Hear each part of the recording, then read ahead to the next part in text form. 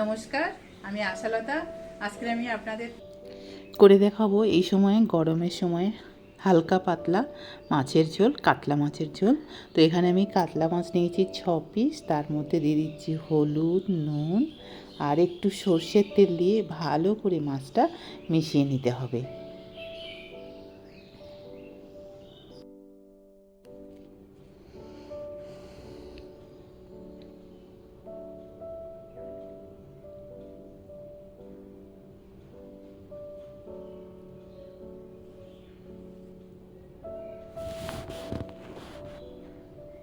তো এটা আমার মেশানো হয়ে গেছে।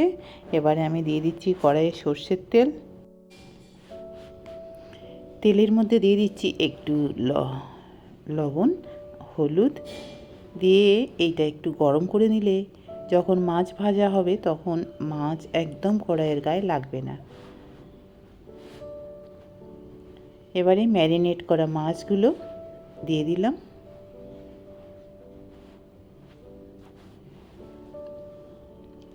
এবারে মাছগুলো ভেজে নিতে হবে ভালো করে, তবে খুব বেশি কড়া করে ভাজার দরকার নেই, কেননা এটা হালকা পাতলা ঝোল হবে, সেই জন্যে মাছটা অত কড়া করে ভাজলে খেতে ভালো লাগবে না।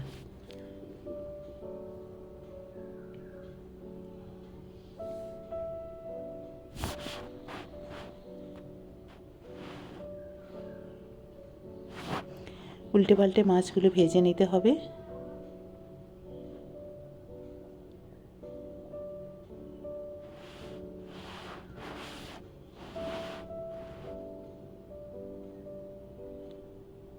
মাছগুলো ভাজতে ভাজতে এবারে একটা মশলা রেডি করে নিয়ে নেব।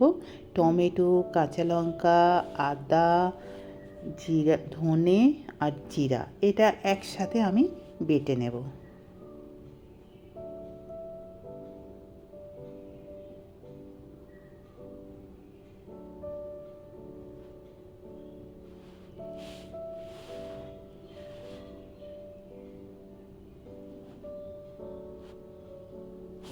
খুব ভালো একটা পেস্ট বানিয়ে নেব।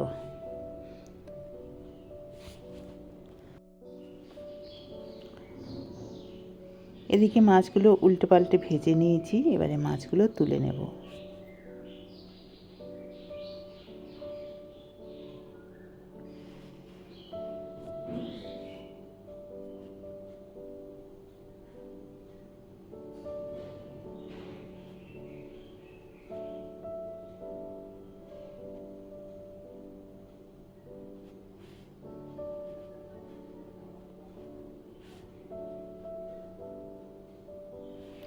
এবারে এই তেলের মধ্যে দিয়ে দেবো দুটো আলু নিয়েছি আমি এখানে, একটা নয় দুটো নিয়েছি, আর একটু বড় বড় করে কেটে নিয়েছি। মাছের তেলে আলুগুলো ভেজে নিলে খুব ভালো একটা টেস্ট হয়। তো আলুগুলো স্লো গ্যাসে ভালো করে ভেজে নেব। একটু ভাজা হয়ে গেলে তারপরে দিয়ে দিচ্ছি পটল।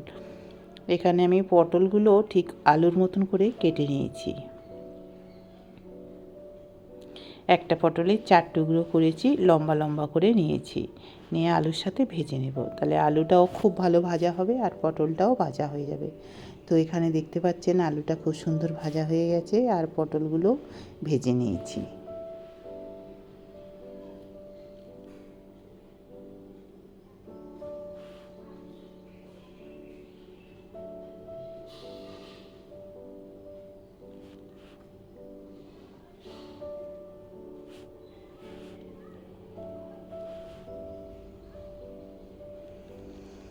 এবার এই তেলের মধ্যে দিয়ে দিলাম একটু কালো জিরার ফোড়ন।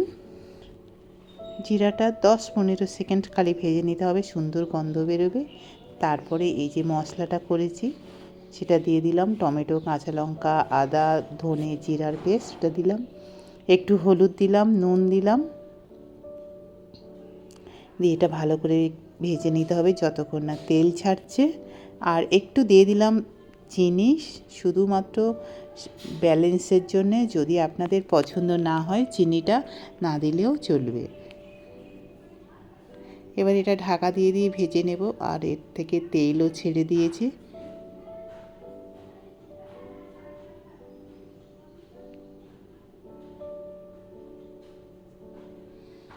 এবার এর মধ্যে দিয়ে দেবো ভেজে রাখা আলু আর পটলটা, দিয়ে আবার মশলার সাথে একটু ভেজে নেব।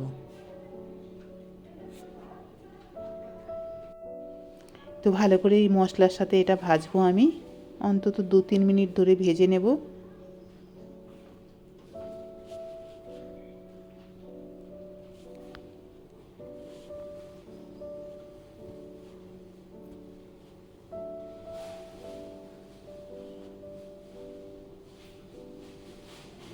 তো এবারে আপনারা দেখতে পাচ্ছেন এটা খুব সুন্দর ভাজা হয়ে গেছে, একদম আলু আর পটলের সাথে মশলাটা খুব সুন্দর মিশে গেছে, ভাজা ভাজা হয়ে গেছে। এবারে দিয়ে দেব এখানে পরিমাণ মতন জল।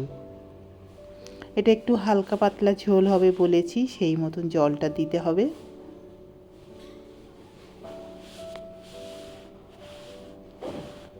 এটা ফুটে উঠলেই তারপরে দিয়ে দেব মাছগুলো, ভেজে রাখা মাছ। তো এখন এটা ফুটে উঠেছে, দিয়ে দেব এই যে ভেজে রাখা মাছগুলো। এবার মাছ দেওয়ার পরে 4-5 মিনিট ফুটিয়ে নিলে হয়ে যাবে, কেননা আলু পটল একদম সিদ্ধ আছে। তো দেখছেন আলুগুলো খুব সুন্দর সিদ্ধ হয়ে গেছে। এবারে নামানোর আগে দিয়ে দিচ্ছি একটা কাঁচা লঙ্কা। এই লঙ্কাটায় কোনো দিন ঝাল হবে না, তবে এর একটা সুন্দর গন্ধ হবে। এবার এটা গরম গরম পরিবেশন করতে হবে ভাতের সাথে। অসাধারণ খেতে, এই গরমের সময় মুখের রুচি ফিরে যাবে। এইভাবে আপনারা অবশ্যই বানাবেন, কেমন লেগেছে অবশ্যই জানাবেন।